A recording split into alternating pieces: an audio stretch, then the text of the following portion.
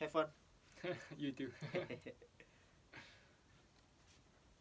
Hi, we are on the Silverfox Hustle podcast with me, your host Shasi, and we are delighted that we are in phase 2 since the CB was lifted, the circuit breaker was lifted here in Singapore.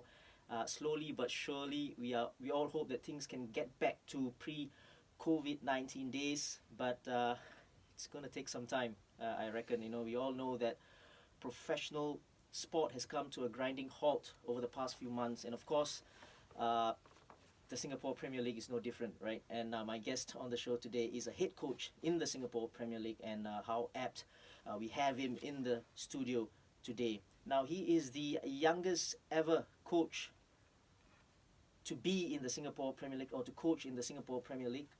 He played in the NFA setup before and also played in the NFL. He represented Singapore in the Lion City Cup in 2005, started his coaching career in 2009. Now, he was also at JSSL Arsenal Soccer School, from coach to head coach to director of the Elite Academy program. He, of course, currently holds the AFC A coaching license.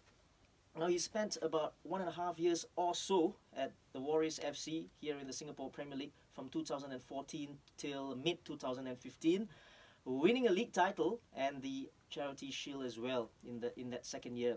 Now, he has attended courses in Amsterdam, Lisbon, and Valencia. There were some club visits as well. He visited clubs in Argentina, England, and Australia as well.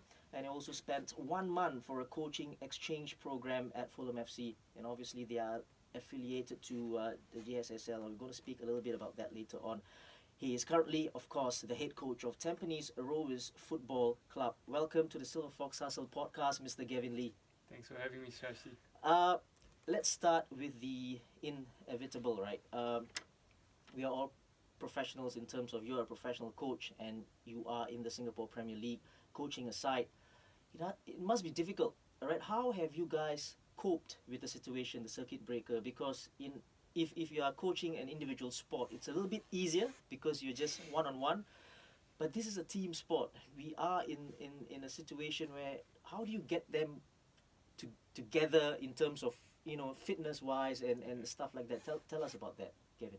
Yeah, no, I think like you compared us to individual sports, Yeah. it's a lot different, Yeah. right? I think individual sport is a lot of execution, so they can focus on their individual capacities. But when it comes to a team sport, you're relying on each other. So obviously we cannot work on tactics or combinations or stuff like that. So the key thing that we focused on was like team engagement and team harmony, Right. because I think for us the mental state of the players during this period is more important than the football itself, right? Because we're not used to being stuck at home for so long, and a lot of them are not used to spending so much time with their families at home as well. So mental state and their health is most important. The exercises we give them is like a release for them. Yeah. It's like a block of 2 hours in a day that they get to just get out and run or do something. That is a very good point you made about the mental state, right? Yeah. Because let's face it, we are all not used to being at home, cooped up at home with kids, running around with the wifey there, and everyone is at home, and it's so difficult, and the mental state of players, it can come into question. So that's a very good point as well. Phase 2, right? It started last Friday, I believe. 19th, yeah. So how has training gone so far, at least till now? So we started training on Saturday and Sunday, and then we did recovery yesterday and rested today. Okay. I think that the players all came back fit in the sense of running fit, but when we get to football, it's completely different because they're changing directions in half a meter, 1 meter. So their bodies were adapting to that.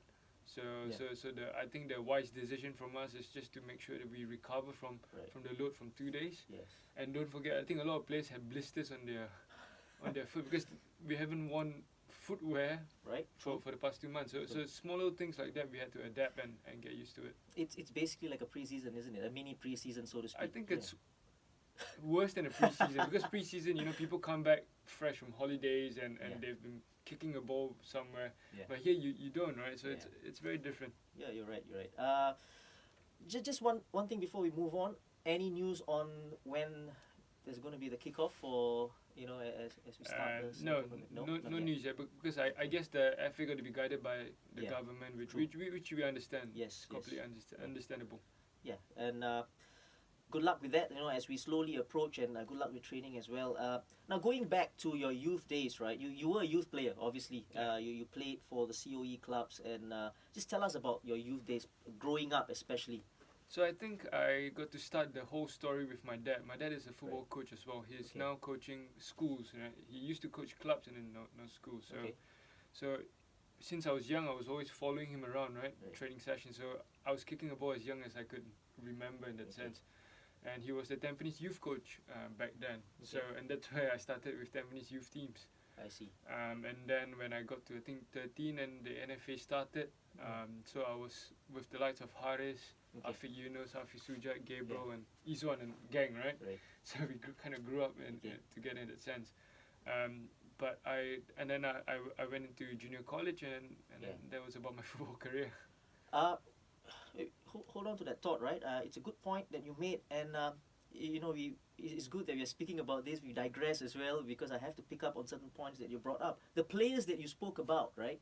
Yeah. Haris and Izwan and all these guys. These guys are in your same age group, so to speak, right? How has it been? Obviously, some of them are not in the team right now at Tampines. How has it been coaching players, in your same age group? How has that been? So I think when I was assistant at Tampines in 2018, Afiq was there for a spell, Hafiz as well. So I worked with them as a player, as a coach and player relationship. So I think it wasn't a problem because they were all very professional. Okay. Right, they understood that once you cross once you step in the pitch, then it's job, right? Yeah. It's work time. But off the pitch, then we are really friends. Yeah. But even now, right, with players maybe like Madhu a year younger than me, and players around my age like Wansha, we've got a very good relationship. But I think we've just got to be careful about that and not cross that boundary. Yeah. Because I have to drop them Yeah. sometimes. Yes, of course. I really can see what you mean because I was in that situation as well before, from 2007 to 2010 thereabouts, coaching the senior team, so to speak, right? And then you have players who are in your same age group and stuff like that. And the point that you made up about drawing the line, there has to be a line. You are no more a player anymore. Because not all conversations are going to be positive. Yeah, right. As much as you want. It's a tough thing to juggle that, right? Yeah. And you need to know where the line is in the first place. Exactly, yeah. And the other thing is, you got to know your stuff as well because players nowadays, they ask questions. They are not like players of yesteryears where you just follow. When we were growing up, we just follow what the coach says, right? And now it's different. They watch lots of shows, they watch the EPL and stuff like that. They will ask questions. So you got to know your stuff, and I think that is a compliment to you as well. Because you got to know Thank your you. stuff, and that's why they have that respect. Now, just going back again, you stopped playing after going to JC. Yeah. Why did you stop playing? Well, I stopped. So I left the NFA system, I think, when I was 15 or 16. Because I think O levels was coming. And as much as I would love to balance both, I couldn't really do so. Interesting. Yeah, and academics is quite important, which I understand. Right. And also, I think, like looking back on it now, some reflection, deep down inside, I knew I was never going to be as good as Haris. Okay. And I was always the kind like, if I was going to be good at something, I want to be the best at it. Right. And at the time, I was already coaching in bits, right? I was assisting my dad with like smaller kid sessions, and I always enjoyed that. Okay. So, but at that time, I never knew, right? I never knew. It was just, I was just doing things I enjoy. Right. But yeah, so football came to an early end in that sense. I still play recreationally at that time, like for the NFL I played with SCC. And I got to know quite well the likes of Kim Lang and Eric Kwek and Philip Yao. Yeah. Xiao Bang. Good guys, right? Yes. But yeah, that was about it. Interesting as well. The two things that I picked up there. One is you knew then that it was difficult to juggle both, but there are people who say that you can juggle both. But I guess the point that you're trying to make is actually realizing that you can juggle both, but you cannot be best at football if you juggle. Yeah. Right. I think that's the Yeah. point you're trying to make, and good point as well, because I see people who try to juggle as well. Right. They Yeah. try to juggle and then they still make a living out of football. Go Yeah. up to what 35 or 30, but Yeah. they're not Yeah. the best. Right. So, good point. Would it have made a difference if you had gone to poly instead? Because I think JC is a little bit, I don't know. Yeah. Yeah. Well, to be fair, I've not stepped into a polytechnic culture or the Right. load, so I'm not too sure. But junior college was quite intense. Yeah. I must say, right? It was very intense, and Okay. and I had good 2 years over there, but it wasn't easy at all. Okay. Um, the coaches that you played at youth level, Yeah. obviously, did they in any way, you know, or were they instrumental in you being a coach now, or you just picked it up later on, or Well, I think to begin with, my dad was, I think subconsciously, my dad influenced me okay, a lot, right? Because he showed me that football can be is a viable vocation, and I Right. always saw how passionate he was. Yeah. So it definitely gave me meaning, being more aware now, right? Reflecting back then, and then just going through the ages, and then I've obviously met some very instrumental people, like Majid Arif did Right. coach me for a while, Okay. the late Majid Arif, yes, and then Kadir was Okay. my NFA coach for I think 3 or 4 years. so you were in that same batch with Haris and all. Yeah. Okay. So we're the same team. We travel around, Okay. right? And Kadir was our Yeah. our coach. And back then we had a very different relationship than now. Yeah. But yeah, so it was good. And then then along the way I met Alex Weaver, who Yeah. just solidified my goals in that sense. Yeah. So but at that time you didn't have that vision of being. No, You know, not really, not- because not I at was that time, yeah. still young kid. I was watching Ronaldo, Beckham, and I just want to be them. Yeah. Right. Wanted to be a player like them, right? Yeah. How did you start coaching at JSSL? Yeah, so again, it goes back to my dad. My dad was a coach at JSSL, Oh, okay. and I think it was 18 or 19. Then Okay. they were short of a couple of part-time coaches. I Okay. went in, did sessions, and I found out I quite enjoy it. Was this after NS and stuff, or JC, or? Yeah, so it was like I think in the middle of NS, JC, I did bits, Okay. and then after NS it became more serious because I could fully commit more. This, by the way, this is your only job you've ever had, coaching. Yeah, coaching. Yeah, so even in uni, I was kind of a full-time coach, part-time student. At JSSL. Yeah.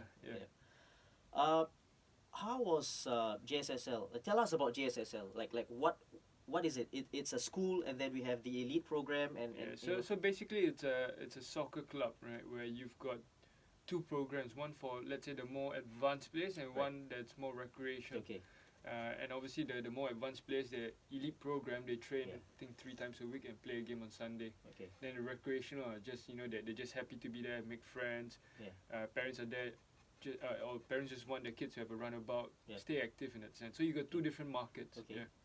and you guys are the pioneers in terms of that part, the academy, and then we have the elite program. Obviously, we have the Lion City Academy Yeah. right now, which was the LFA before. Yes. Right? But at that time when you guys started out, were y'all already affiliated to Tampines or not? No, so this Tampines affiliation came quite recently. I think Right. in 2018 or 17. Right, quite recently. Yeah. And what was the affiliation, or how is the affiliation to Fulham and Arsenal? The women's side is the Yeah. Arsenal Football Club. How is that? So when we started the Elite Academy, we wanted our players to have a certain pathway. Okay. They or at least a certain outlet for them. Yeah. So the message to our best boys players were like, if you're good enough, because the Fulham coaches and scouts often come to our sessions Okay. in Singapore and also in Phuket where we got a camp, Right. and the best ones get scouted to do a training camp over there, Right. and things can lead from a training camp if you do well, training Okay. experience 2 weeks, and then you might get invited back. Okay. Similar to how Ben got Yeah. scouted in that sense. Okay. And then you've got the girls, which is the girls. We don't want the girls to be left out, right? Right. And we had a partnership with Arsenal, and we Okay. explored certain pathways, and we had, I think, two 2 Singaporean girls who went there already, and then a couple more went after them. Nice. So how has that been so far till now? It must have been a success so far. Yeah, definitely we're very proud of how far we've come along, right? Because from just a soccer school, we've evolved and we've grown into more like an organization now. Right, and obviously one of the academies that other soccer academies, soccer schools are trying to emulate at the present moment. And tell us about your path at JSSL, right? You started just as a coach. Well, I started as an under-5s coach. Right. So I started out as tying laces and handing out markers or putting down markers. And I have to say this, and if you're listening at home, that is the most difficult age group to toughest. Ever coach, because you can't coach them. No, and that's why I've got the biggest respect for the under-5 coaches, because especially those that are very passionate about what they do. Right. It's not easy to be there, being very patient and still with a big smile on your face, you know. It's it takes a toll after just 1 hour with them, and then especially if you have got back-to-back sessions with the kids and under-5s as well. Right, please continue. Yeah, so I started with the 5s, and then, you know, I kind of progressed up the age group to the 8s, and then with the 10s. I spent a couple of years at the 10s with Ben. Yeah. I learned a lot during my formative years in coaching. Okay. And Ben also showed me a lot about what it means to be a coach. Right. You know, like being serious, being on time, being punctual, doing everything at your 100%. So he taught me a lot as well. After that, I got the opportunity to take certain teams, better teams, and we did well in Gautier 1 year. Yeah. When we came back from Gautier, Harvey and Paul Parker was saying like, Gav, we need to start the Elite Academy. We need to start a more structured program. Okay. And he says like, you're going to be in charge. Yeah. I'm like, okay, but I've got no idea what an academy looks like. Yeah. Right? So what I did was, at that year, I think it was 2014, where I got to know Alex, right? Yeah. So Alex put me in touch with some of contacts. How did you get to know Alex? Well, I just wrote him an email one day because I saw an article on he made a comment about periodization in a new paper. Yes. And at the time I was exploring that. He was already at the Warriors. Yeah. Okay. Right. And then I wrote in and said. So you didn't know him? No, I just wrote in and said, look, Alex, can I come down and just observe your session because you mentioned periodization. Right. So one thing led to the other, right? Right. And then that was how our relationship grew. Okay. And then obviously you made the. How was Paul Parker, by the way? And he came into the program, right? He was in it, and then he left after. So Paul was always an advisor for us. Okay. Because he's got so many contacts, so much experience that he could pass on to us. Because again, he won the double at Manchester United, right? Very successful there. So obviously he gives us tips, advice, which was very, very helpful. And then, but now he's back in the UK, so that was Okay, that's I did a few shows with him as well. So that's when we were at the Singtel studios and just going back. So you just wrote something out of nothing to Alex Weaver, and listen, this is how things work sometimes, right? And coaches are sometimes, or they think that they know a lot of things, and then they don't want to ask questions and they don't want to learn, you know. And this is just one example. If you're listening in as well, if you're watching on YouTube, this is just one example. If you do not try, you never know. Right? and this is what what's his name, Gary V speaks about as well. He just goes into Instagram and just starts messaging people, right? It's the same thing, but obviously you need to know what you want, and this is just one example. So if you're listening in, if you do not know, or if you just, this is probably a chance, right, to just ask questions, and you never know. So tell me your rise, right? You became a director, or the head coach, and then the director of the elite program, and then the GM, right? That in about what, 7 years or so? Yeah, well, looking back, I was at JSSL coaching for about 10 years, right? And so I think it was when I was 23 or 24, I became the director of coaching or the Elite Academy, and then a couple of years later, or maybe a year later, I became the general manager. So I was relatively young for a position. It's not like relatively young. It's very young. So it's an accomplishment. And how did you feel at that time? Did you think that is it getting a little bit too fast, or it's fine, but I still need to push on? And I enjoyed the experience because Harvey, who is very who played a very big part in my progress. Right, he gave me along the way. He always gave me a blank page. Right. He's like, Gav, go do what you think is right. I'll support you. So Okay. without his support, then it wasn't going to be possible because Okay. we were trying to move in certain directions. Certain changes need to be made, and you know it's great. You know when you get a blank page, you get to be very creative. Right. Right. And I think I enjoyed that process of things. I just want to ask you, you have, obviously it's different, right, from being a GM and technical director to coaching, Yeah. right? Which one do you prefer? No, obviously I love coaching. Coaching is always Yeah. number one. But when I was GM, the bits that I enjoyed was I get to form a culture, I get to form programs, I get to form workflows. Okay. So there's also that side of me that Okay. enjoys it. Right. Which is related to something that I want to talk to you about, the success of JSSL. Right? Why do you think it is so? Right? Because you have so many academies out there in Yeah. Singapore. People might say it's a little bit saturated, or it doesn't matter. Because in my opinion, if you are good enough, you will stay the race. If you create and you are true, you stay true to your culture and stuff like that, you will survive and you will succeed. But what is it so special about JSSL? Is it the program? Is it the coaches? What is it? To begin with, I think a lot of the success has to be credited to Harvey. Harvey is Right. very instrumental. Harvey is very decisive and he's very forward thinking. Okay. You know, and also he's very driven and passionate. Like you wouldn't see a boss that works as him, I think, a lot of times. Right. And that's something that I've learned a lot from. Okay. And I think we work very well together because we're both very driven. Okay. You know, very like-minded in that sense. So I think from top down, when you've got such clarity as to what you want to achieve and Okay. how much hard work you're willing to put in, it just trickles down, you know. And then Right. we've got very good full-time staff, you know, who are as hardworking as us, and it just drives the organization forward. Right. I like the part about setting a culture, because I think it is very important. It is Yeah. very, very important to set a good culture, because you got to start it right from the beginning. You cannot come midway into a setup and then try to change it overnight. And then those players who've been there for a very long time, It's tough. it's tough to change that culture. So culture is very important. So I think to be so-called the GM or the technical director or whatever, who's not doing the actual coaching, to set that culture is very important. And I feel he's one of the most important person, like you have been for JSSL. We have to speak about the Ben Davies saga, right? Right. And nothing controversial, just what kind of a player was he? Because seriously, I have to put up my hand. I haven't seen him. Right. I've seen him on YouTube, I think. Right. Okay. Special on YouTube, really special, right? I've seen him. Yeah. I've seen him do stuff. How good is this boy?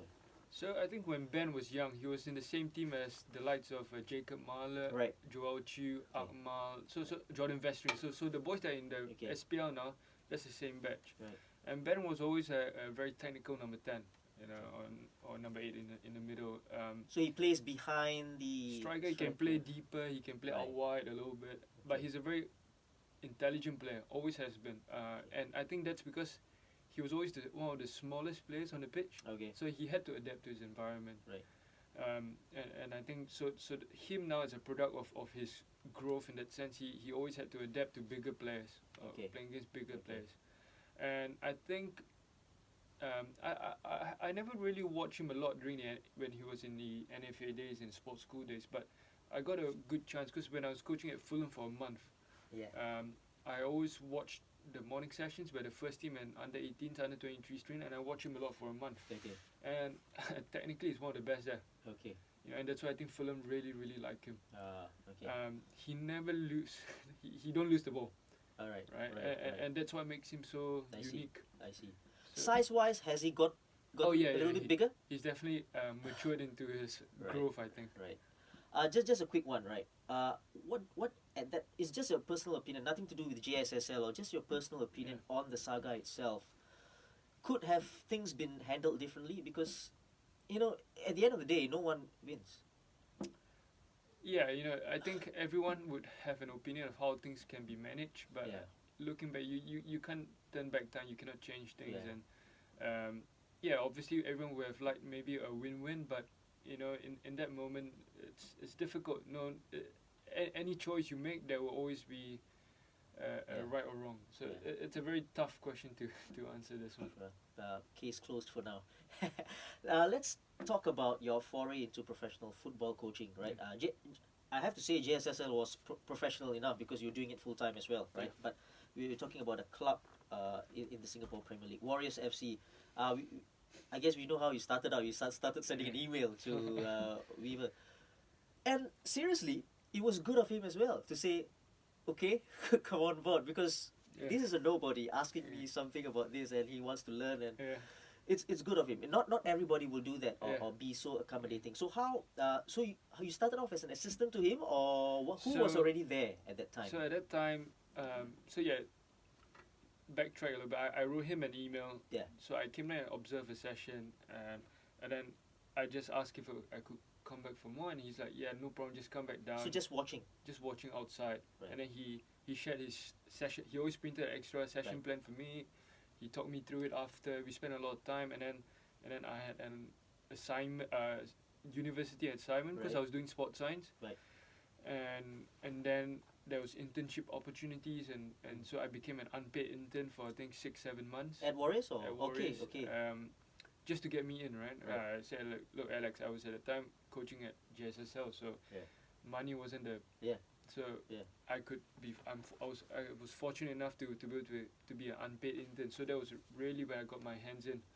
And my main role at that time was opposition analysis. So I used to prepare all the presentations for the team. So did you present to the players, or you just? No, so I presented the slides and videos and everything to Alex. And then from there we would trim down and then but that analysis affects the training plans. Of course. So, and with time then I got a little bit more responsibility as to designing certain sessions itself and executing those sessions. So so that was in that year itself? In 2014. And you came in halfway, or? Well, quite early on I was already observing sessions. So who was he was the head coach, then we had an assistant? Yeah, there was Kevin Wee, Narong was there, Silas was there. Silas was the sports trainer. Right. Did you expect for you to get such an education? Obviously, I'm not talking about getting an education from Pep Guardiola or whatever, but this is great, right? It's like knocking on doors, and for whoever's listening in as well, young coaches trying to make the grade, just knock on doors, because you never know what you're gonna achieve, and this is exactly what the podcast is all about, right? Trying to inspire people, and this is one way, right? Just knock on doors, and it grew from there, right? Your not your standing, but your approach, and you got lots of stuff to do, got more responsibility, and that was great. And you guys won the league that year. Yeah, it was quite special. Would you say that you had a part in it? I mean, personally, did you? Yeah, I think I had my share of contribution. Right. But obviously, it wasn't. It was small, but I enjoyed my moments, and I definitely felt that I contributed to the journey. Which brings me to the point about Alex as well, right? Now, to give a so-called unknown a chance to actually do like opposition analysis, and then coming into and giving your inputs, and he obviously took it on board as well. I mean, not can't be like 100%, but he took it on board, put it into play, put it into practice. That is superb. I think you gotta take your hats off to him, and I'm sure you have had a good relationship with him. Your first taste of coaching professional players, that was it, the 2014. Who were in the squad in that Warriors team that won the league? Hassan Sani, Ismail Yunus, Dan Bennett, Vida, Pluck, the left back we call him. We got Tom Beattie, Kevin McCann, Nico Velez, Hafiz Rahim, Ewan Shah. Who's now with So good. How was it? How was actually the first time taking them? I was nervous. Right. It was very nervous because it was a brand new. Because remember again, I grew up watching Siap Muratovic, Mustafiq Faridin, Rizal Hassan. So I always had that idol. And Alex gave me a very good advice the first session. He's like, don't think of them as people you look up to anymore. It's like you are here to help improve them. Good advice. And with that approach in mind, then things got a lot easier. Right. Just summarize your relationship with Alex Weaver. I'm sure you're in contact with him right now still. Oh, we FaceTime like once a week. Right. I visited him in Switzerland so many times. Okay. I've stayed with his parents in the UK. Right. So yeah, our relationship is very, very strong. Wonderful. Very, very good. Great. You guys won that year ahead of Brunei. Your nemesis. Seems like they are your nemesis, man. They won the league last year. But winning it and then being a so-called assistant coach and helping out, did that really then put it into your brain that, okay, I think this could work out, right? Yeah, definitely. I think before Warriors, I was very, well, maybe at the time as well, I was still very strong-headed as to becoming to become a top youth coach, let's say, and right. I had aspirations to coach in Fulham as an academy coach, and that was a Okay. clear pathway for me. Right. Because obviously that 1 month that I spent there was part of that process. But Right. then this insight into Yeah. to professional football showed me like, hey, look, I really enjoy this as well. Right. Right. Coaching men's football and being part of it. Great. Then the following year, you guys started out with the Charity Shield. Yeah. And then, did it go downhill? Would you say it went downhill? You finished fifth? Or Yeah, I don't remember where we finished, to be honest, because when Alex left, I left as well. When was that? In which I think month? in September or October. Okay, and that was just before the season ended, right? Yeah, I think we had like maybe 7 or Wait, 8 hold on. games. Yeah, you finished fifth. Yeah. And some bad losses in the process. Yeah. I think you lost to Albrecht 6-0, Geylang 6-0 Yeah. in the process, right? What happened? Do you know? It must have been a good learning curve as well, because Yeah, for sure. the first 2 years of your professional coaching, winning it and then going getting down. the sack. Yeah. Yeah, no, but that 2015 season, we started the first round top of the table. Right. I think not many people remember that. Okay. And we beat Albrecht 4-1 at their Okay. home ground. Okay. And at that time, Albrecht was a strong team, you Yeah. know. Like, Yeah. And I think shortly after that, when we came back, Nico left for India. And Okay. Nico was an important offensive player for us. Right. And that year also, we lost Hassan. Okay. And Hassan was a massive part of the team. Okay. So I think various reasons, and then we had to move to Woodlands Stadium. Because So I don't think there's one thing that you can point to, but accumulation of various things, and sometimes in football luck plays a big right, of role. course. If you could turn 1 or 2 games around, then momentum shifts and And what was did both of you obviously left at the same time? You got sorry to use the word, you got sacked, or did you? yeah, I think Alex was sacked, and but again, going back, I think at that with the club, I was always the unpaid. So staff. you were unpaid even in the second year. Yeah, so Alex requested for me to be a paid staff, but they weren't willing to. So And but your role was still an assistant. What was your role in the second year?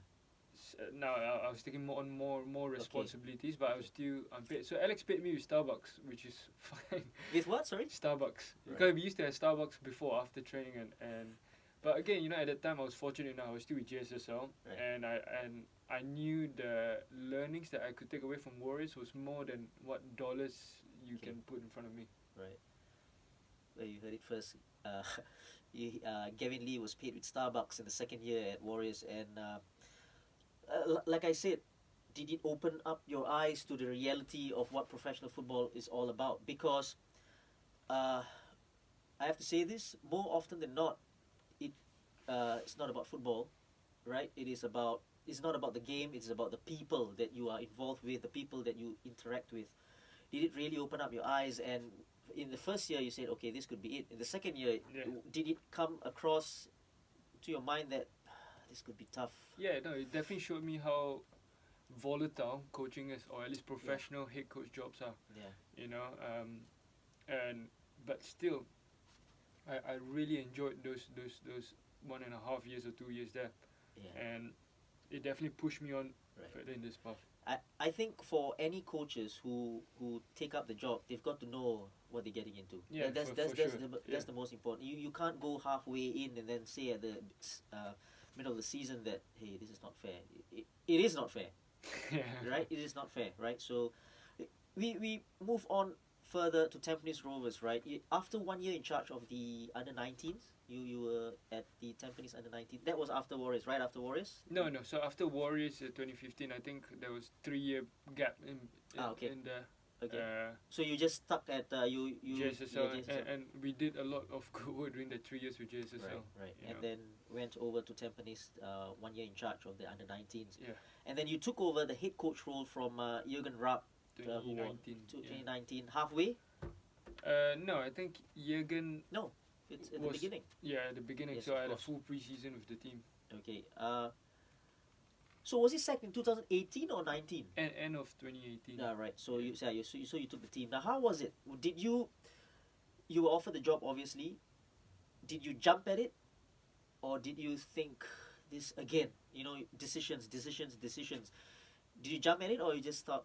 Yeah, I just jumped at it. Yeah, Yeah. you did. Right. Um, Obviously, with a little bit of experience from Warriors and of course the JSL for the Yeah. the previous 3 years.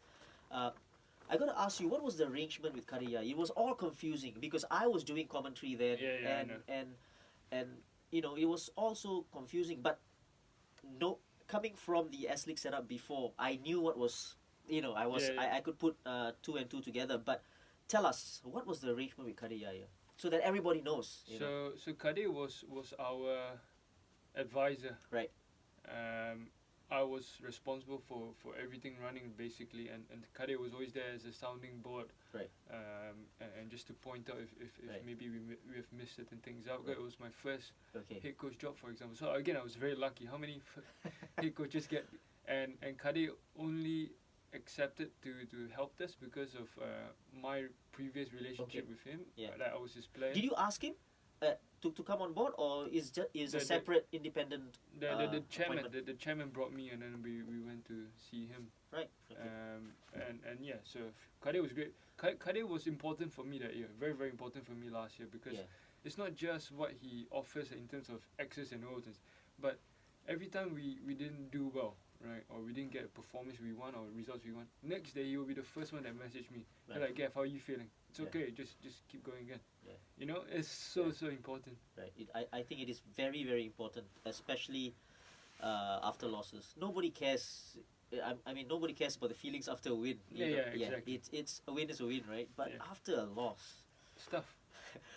we will come back to it at the later Yeah. stages, right? Now, how was working with Kadir and the senior players, because these senior players have won it all at Tampines, obviously, Yeah. right? People like We've got some Farudin, but- names in there. yeah, some names, some big names, but I've not known Farudin or Mustafiq personally, but he's a good guy, isn't he? Oh, Farah is a top guy. Class. You know, he is my assistant for 2 years now, Yeah. and he was a top player. Of course. And he's a top person. Yeah, You know, and it makes our relationship very good, very strong. great. So it's one. I think we did this a session with Sasi back in the studios Yes. before about the relationship, and it's very important to have these guys, and especially not somebody who stabs your back, right? Because it's so easy, right? To somebody wanting to stab your back Yeah. and then taking over the position. That is for another podcast, another episode. You guys finished second Yes. last year, behind your favorite team, Brunei, your favorite nemesis, Brunei. Yeah. I think by 6 points. Came close, right? But you won the Singapore Cup. Yeah. All right, not too shabby for a first outing, right? In the league. Were you disappointed? Yeah, I think naturally a lot of us were disappointed because we Yeah. knew what we could achieve if Okay. we got a few more results during the season. You know, because we had a very strong team. You know, with Shadan, Adli, Dan, and Madhu, those guys who played very well. A1 Shah had a top season. Right.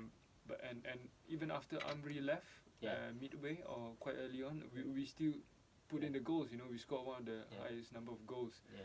But we struggled with fatigue in the middle. You know, where we had kind of a slump. Yeah. And that was a good learning lesson for me. But if you look at our squad isn't the biggest in the league. Right. You know, our budget isn't the biggest. Yeah. So having said that, it was obviously quite a good achievement from everyone involved in the club. Right. You probably were disappointed because of the quality of the team. Although it was a small squad, like you said, the probably the quality, that's why you would have been, or you would be disappointed. Yeah, it's tough because of our squad size, and I think that there was once I think we flew back from Cambodia, Yeah. and then the next day or two we flew to Brunei. Right. So people don't understand, but these travels are And tough. I remember the slump because I was doing quite a lot of commentary we last. drew like last- 4 games in a row. that was the something, problem, yeah. wasn't it? That 4 draws, Yeah. because in the end you lost out by 6 points. They had a slump as well. Yeah. Nearing the end, Near the end. they pretty We are always strong at the end. But right. in the middle, yeah. So, but take nothing away from Brunei. I thought personally, that they were all round stronger. Defensively, they were strong. Yeah. With Clough at the back, Yeah. and he was class, and they played with the 3 men at the back, and they it's really suited their system. Yeah. Brunei, they were pretty solid.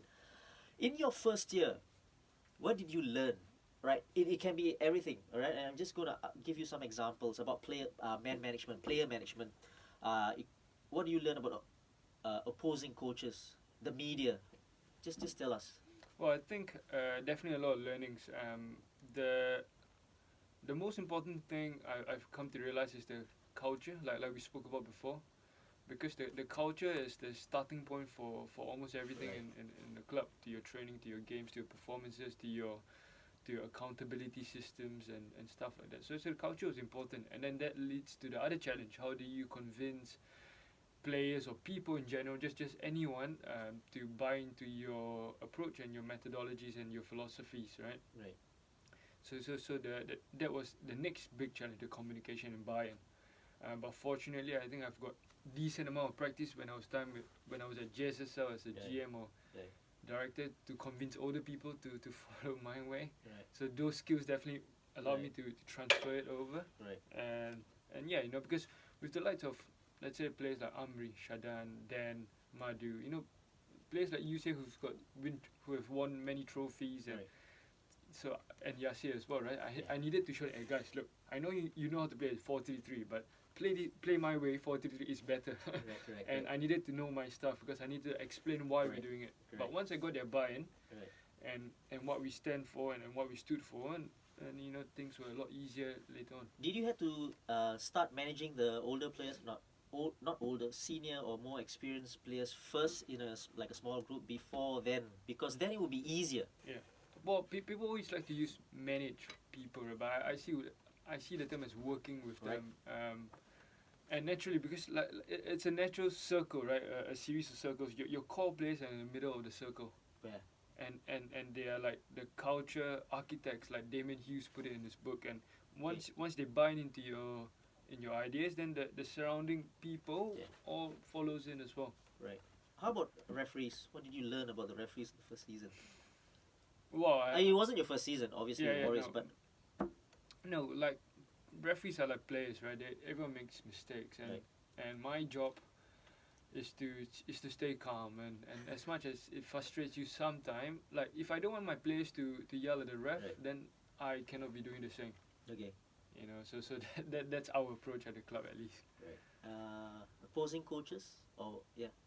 And to be honest, during game day, you don't really put a lot of thought into your opponent, opponent coaches, but only to think, okay, what might they do? What changes can they make? Right. But yeah, I don't really spend a lot of time thinking about or looking at them or watching them. The media. Yeah, it's an interesting experience.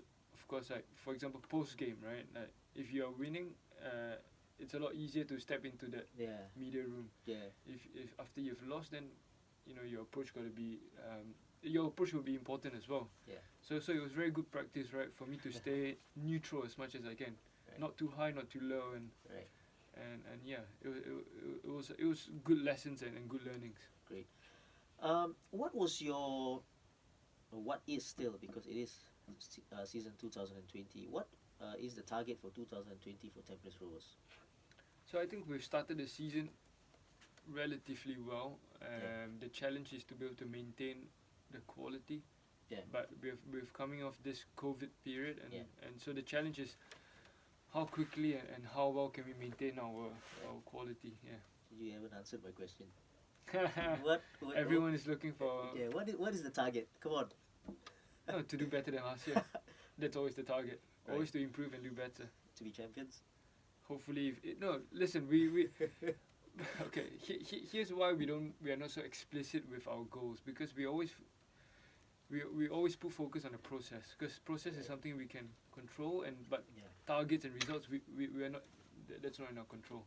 I like that. I like that because I believe in the process as well. Because I and it's not about nothing to do about football, right? It's anything no. anything else, right? You control the controllables.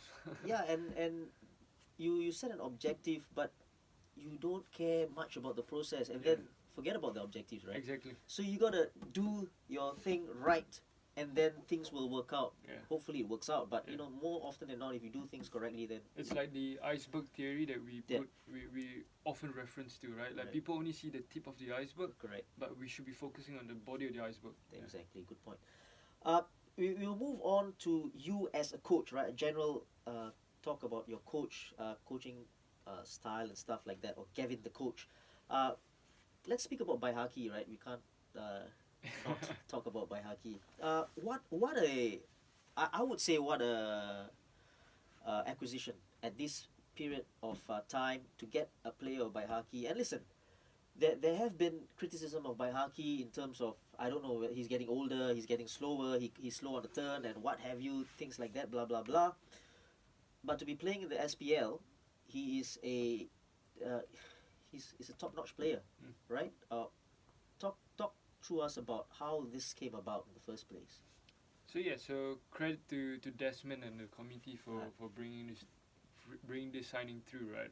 Bai is obviously a very good player, like you said. Yeah. If he's good enough for the Thai league, Of course, he's definitely good enough for us. And age is secondary. Yeah. You know, like now we've coined the term, right? Because so many reporters have been speaking to me about it. I just, if you're good enough, you're young enough. Yeah. You know, and Yeah. there's no True. other way. So yeah, we're all very excited. He started training with us. He adds a lot of energy and excitement as well. right. And personally, I think he has matured as well over the years because of playing, overseas and stuff like that. I think he's matured, and I in the past was a little bit critical of him as well. But Right. that is just football, right? Not Yeah. not personal. But I think it is a good acquisition. Good luck with that. I Thank think he will do well for you guys, and I think we still have time. Shadan and Nakamura, right? Shadan left at the end of 2018. last season. 2019, sorry, yes. Yeah, 2019. Shadan left. Was it a mutual thing? Did he just leave because there was a better offer? Yeah, no. So he was clear. It wasn't a difficult decision for him. Yeah, for him. Yeah.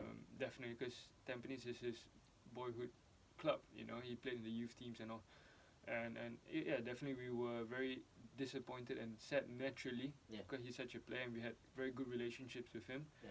But we all know football sometimes career is short, and, Yeah. and we do understand. But our job is to move forward and Right. look forward. Right. You know, and that's why Kyoga coming in was very, very good for us. Him coming in was because, or was it after Shadan had left, or already had him in mind to play with Shadan? Yeah, it was always for him to come in and play with Shadan. Right. Okay. Yeah, so but things don't always turn out the way you want. But are you using Nakamura in that Shadan's position, or without going into Right. detailed tactics and stuff? Yeah. But has he like replaced in that position now? Yeah, definitely he's playing a little bit deeper than he's used to. Nakamura, you mean? Yeah. Okay. I think for Albrecht he was playing a little bit higher, more advanced, Right. but he's playing in a very important position for us. But not only him, you know, even Zako and Shah, they have shown that they are able to play in that position as well. Right. I tell you what, my opinion again, I think you've got the better deal. In terms of Kyoga coming in, again did lots of commentary last season. This guy, what a player he is, right, Kyoga? It's not too bad a player. He's amazing when he can score goals from free kicks and he can dictate play. I think that's the most important thing. Yeah. You know, he dictates play from midfield. Now let's talk about Gavin the coach, right? Yeah, In sure. general, all right, nothing to do with Tampines and what have you. What is your coaching philosophy in general, if you do have one? Because it can change, but what is your coaching philosophy in a nutshell? well, my main objective every time I coach is to try to improve people that are working with me. Right. From players to staff, right? And that's coaching basically. You just want to help whoever to improve and reach a higher level. So that's always been my approach from day one. Right. The toughest decision you had to make so far in 2 years, the toughest. The toughest, maybe when it comes to the cup final, where everybody wants to play, right? But certain players can't play. So that was the Singapore Cup final, which you guys won last year. So certain players have to come off the bench, and so that's. Were any players left out altogether, meaning not changed at all? No, well, because again, our squad is quite small, right? So everybody, Okay, can understand that. Your biggest influence as a coach? Alex Weaver. Not surprising. By the way, what we're doing now is actually a replacement for the Silverfox Hustle Challenge. I do this challenge with almost all. I think you've heard that one before, right? I'll spare you that one because I think this is a little bit more. It gives you a little bit of insight to you, right? Your favorite coach? I don't have one in particular, but obviously I follow a lot of coaches from Guardiola to the Klopps to the Tuchels and. If you have to say one, just pick one right now in the present moment. At the present moment, who would you choose? I really like Thomas Tuchel. Okay, interesting. Why? Because I have a little bit like there's a lot more access to how he trains out there, and he is a very the way he approaches training. It's what they call like an ecological approach, where it's a little bit more back up with science and the reasons why. So it's about the Newell's model, about how you tweak your environment to produce. To force players to produce actions that you want, and that's a very similar approach to me. Right, it's just that's the science part, you know. The science part, and that's wonderful to hear. It's not your usual Pep Guardiolas and your Klopps and stuff like that, right? Now this is a question, right? Can you sleep soundly a day before a match? Before the game, usually yes, because again, if you go back to the process, right? If you know that you have done everything you can for the process leading up to the game, then you've done your part for the team. Okay. If I cannot sleep soundly at night, it's because you haven't prepared the team. Yeah, so we haven't done the homework for the test tomorrow. Right. The night after a loss? That's a little bit tougher, right? Because then, after the game, win or lose, I will be analysing the game back in my head, watching the video, trying to find out what could have been better and what could I have said at halftime, or what changes could I have made. Yeah. You're pretty lucky because where you're at the club, where you don't lose much games, so that's not too bad, right? you can only probably I'm talking about with the club. You probably be thinking a lot about the performances then. Yeah. If you're not talking about the boys know, the players know that last season especially there were times where I was very, very angry or disappointed after a win. Yeah, okay. And sometimes I was very, very pleased after a loss.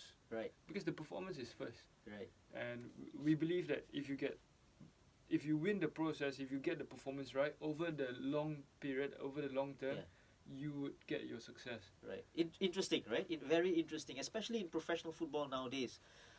You don't give about how you win. That's how it usually is. But with you obviously you think a little bit more and you like the process, like you said. But I get what you mean. Sometimes you win and you don't play well, and then you lose, and then you play well but you lose. It's really gets to your head sometimes. Exactly. Right. Your biggest moment so far coaching in the SPL? I think I've said this before. Many people would point to the Singapore Cup final, perhaps, but for me it was the first competitive game. It was my first competitive game. Against? It was against Yangon, the Myanmar champions, the AFC Cup. Okay. Because it came before before SPL. Right. That was last year. Last year, and we went there and we played one hell of a game, and we were very, very good. What a game to start off with, right? Your AFC first Cup. You wouldn't expect that, and you cannot ask for more. What was the score? We won 3-1. Wow. We were 1-0 down at halftime. Okay. And then I don't know what the players were thinking, right? Like, or what they expected me to say at halftime, but I just went out there and said that, look, I don't think a lot of teams would go abroad, like play away in the AFC Cup and play the way we do, like control possession and everything, and controlling the play. And I said, just keep going, the goal will come, you know. And true enough, we went there and we got 3 more goals. Yeah, that's a good start, a good way to start as well. The biggest disappointment so far? Yeah, you know, it's definitely that the period in 2019 where we didn't get the results that possibly could help us at the end of the season. Right. You know, so that was a disappointing period. Right. I want to speak to you about the referees, but I think you've already stated your stand on the referees just now. How about players' attitudes nowadays? I get crazy sometimes about players' attitudes, and in general, especially players who are coming up the ranks, the 16s, the 17s, the 18s, and can be even before that, right? Like you said, the most important part is the culture, because if you do not start that culture right, then it's gone, it's lost from the 16th to the 17th. And I see a lot of players who are so good, and they just fall by the wayside, not because they're not good, but because of their heads, right? So what do you think about that? Any thoughts? So like you mentioned with the culture, I think then the next part of sustaining the culture is recruitment. So we spend a lot of, or at least we feel that we spend effort in terms of recruiting the right character. Right. So the person before the player, like if to come into our club, you must be able to play, like you must have certain ability. But I think the person behind the players is more important. Are you talking about only the professional players who come in that you sign? Or yeah, I think for professional, but for the youth teams, it's more of how can we shape them, how can we help them. Do you have a say as the head coach of the? Yeah, I'm quite involved. Good. So for example, like this COVID period really allowed me to give presentations to the coaches, and we actually did a session with all the COE players. Right. So we had like 80 over participants in that Zoom Who session. are your coaches at the present moment? So right now we have Afik, Sofian, and Joseph, who also started at JSSL after started, and then so we've got that pathway and alignment in that sense. Okay.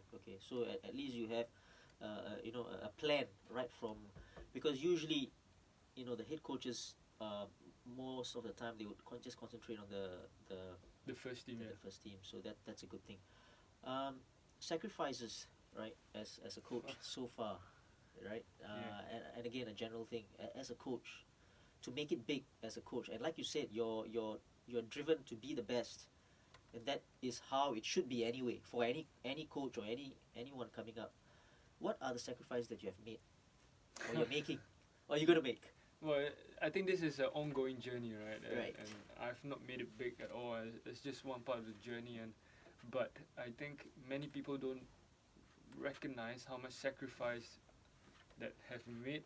Like even at JSSL, right? Like when I was at JSSL, I was up early, workout, and I was in the office by 9 or before 9, and I will only leave the ground after 9+10 at night, because that was when our sessions ended. Right. So, and this was Monday to Sunday. Right. So yes, in terms of absolute age, I might be quite young, but How old are you? I'm turning 30 in September, right? But Okay. I think over the last 10 years, I've put in quite a lot of hours that people don't recognize. Yes. You know, and that's part of the job and part of the journey. Right. So it's basically the hours that you put in. Yeah. And not many people know that, right? Because again, it's the iceberg theory, right? People don't see that; they only see you on the pitch. Right. I think that's a good one as well. A good point to make. Just going back, you are 30 this year. What did you feel, or what did you think? I just have to go back now. What did you think about being the youngest coach ever in the SPL? Did you ever think about it? Like not really. Right. I'm just focused on, the game consumes you enough, right? Yes. Maybe over the COVID period, where you got maybe a little bit more time, then you get to reflect on things, and that gave me a little bit of time to reflect the last year and the cup and the. Right. Then I was quite fortunate. I was like, how many 30-year-olds out there would have this opportunity to work with like the national players and stuff like that. Yeah. So yeah. That's a personal question. Are you attached? Yes, I've got a girlfriend. Right. So that did at least you didn't sacrifice that part, right? The social part. So good luck with that. Before we go, right? Any advice for any budding coaches out there? And I think the right person. Listen, I'm not going to sit here and say you're the best and what have you, because we have older coaches, experienced coaches and what have you, but I think you're the right person at the present moment in this present day and age and in Singapore to actually, give some advice and words of wisdom or whatever to those coaches who are coming up, because this is what the podcast is all about. It's about the hustle, it is about working hard, it's about thinking about the process to get somewhere. And you at 30 or 29, when you were the youngest coach ever, can say that you can do it, that there's a place here for you. So any words for them? I think you must be able to you must be ready to sacrifice, you must be ready to work hard. Nothing's going to come easy, right? The journey is long, so it's a marathon, it's not a sprint, but the hours you put in is only going to help you later on. Right. Like I've got this story. Like I think 2 years ago we were at Persija when I was assistant to Jurgen, right? So that night was like 60,000 in the stadium. Wow. Oh. But then I had to take an early flight because I had JSSL sessions next day, and so within 24 hours I went from 60,000. I went to coaching under fives. Wow. So, but it's part of the journey. So did you come back alone? That Yeah. I flew back alone. It was so easy to just stay the night out, have a party before you come back. Yeah. That's the point, right? But you just got to know what you're working for, what you're working towards to, and who you're working for. And those are the important things. But never be afraid to ask questions, to knock on doors, and because clearly it's done quite well for me. Well done. Well said. And before we leave, I have to say thanks for being on the show. I think you've been an inspiration. You will inspire, I'm sure, if these guys at home, they listen into this podcast and watch it on YouTube as well. Thanks for being on the show. Good luck with Tampines this season. Thank you very much. And obviously for the rest of your journey as a coach, right? Thanks.